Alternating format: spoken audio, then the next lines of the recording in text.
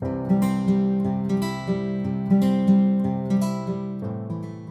de commencer la vidéo, j'ai oublié de parler du tout premier réglage qui est le frein étoile, la grande roue qui est après les manivelles pour régler la tension lorsque tu as un combat avec le poisson. C'est le premier réglage qu'il faut faire, donc il faut qu'il soit à ta convenance, pas trop facile et pas trop dur non plus, et au pire des cas, si c'est vraiment un gros poisson, tu peux toujours le régler pendant le combat. Donc une fois que celui-ci est bien réglé, tu peux faire les autres réglages.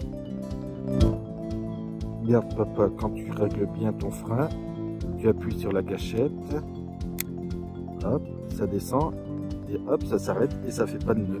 Si tu règles mal avec la petite molette là, il faut tendre pile pour que ça la garde. Donc là, je vais appuyer, là, hop, regarde, tu vois, il a tourné un peu à l'envers, et ça aurait pu faire une bouclette. Monte-l'heure. Tu resserres la petite vis là, voilà, et tu rappuies. Bon là je l'ai un peu trop serré, tu enlèves un cran, hop, voilà, et là ça s'arrête. Après sur le côté tu as des petits crans, plus tu vas aller vers le haut, moins tu vas tirer loin, mais plus ça va t'éviter de faire des tourbillons. Donc là moi je l'ai mis vraiment pratiquement minimum, je suis à 3 sur 10, en sachant que quand je vais tirer, je vais essayer de tirer et la bobine, même sans le doigt, j'ai pas de nœud parce que le réglage est bon. C'est très important le premier réglage, comme ça moi tu es tranquille. Et pourtant bah, je suis arrivé de l'autre côté du canal. Je vais le mettre au maximum. Là je l'ai mis au maximum au-dessus de 10. J'arrive qu'à la moitié du canal.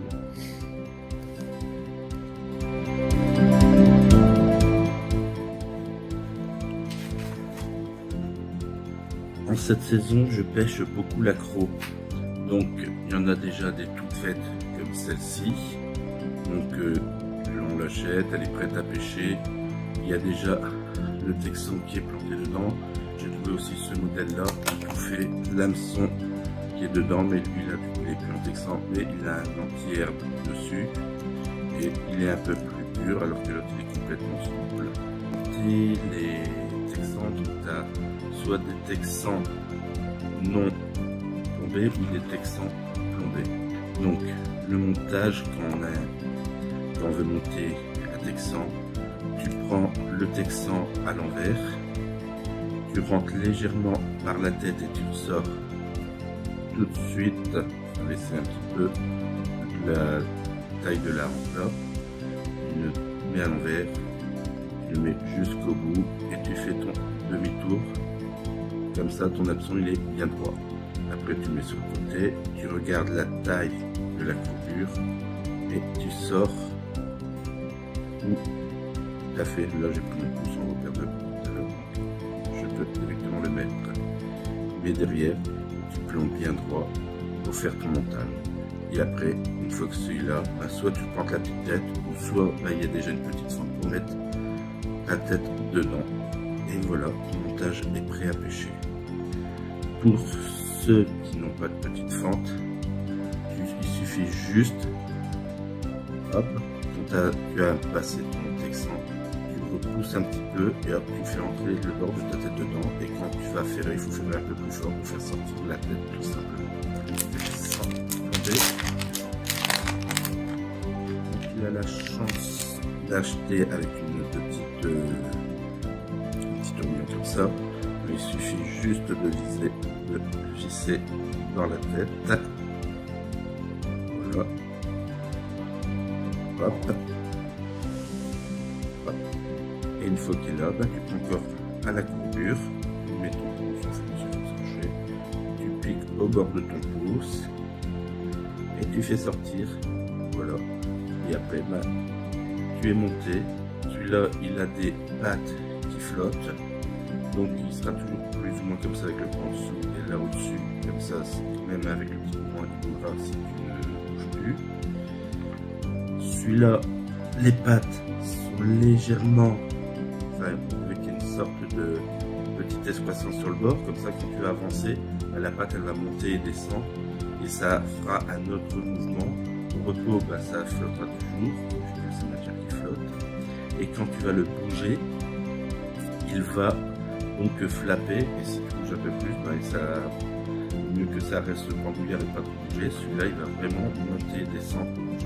J'ai une petite préférence pour cela, j'essaie de trouver de plus en plus de modèles avec des pattes comme ça. Hop. Il y a les Lex qui ont ça, mais à ça. Donc on voit toujours cette petite excroissance. Et pour les piquer, ben, c'est toujours pareil. Donc il faut prendre un hameçon où tu peux faire sortir. Et en général, ben, s'il y a le trait, tu peux faire par rapport à ça. Donc pour ça, on prend toujours à l'envers. On pique toujours à refaire sortir par rapport à la taille de la hampe. Donc à l'envers, hop.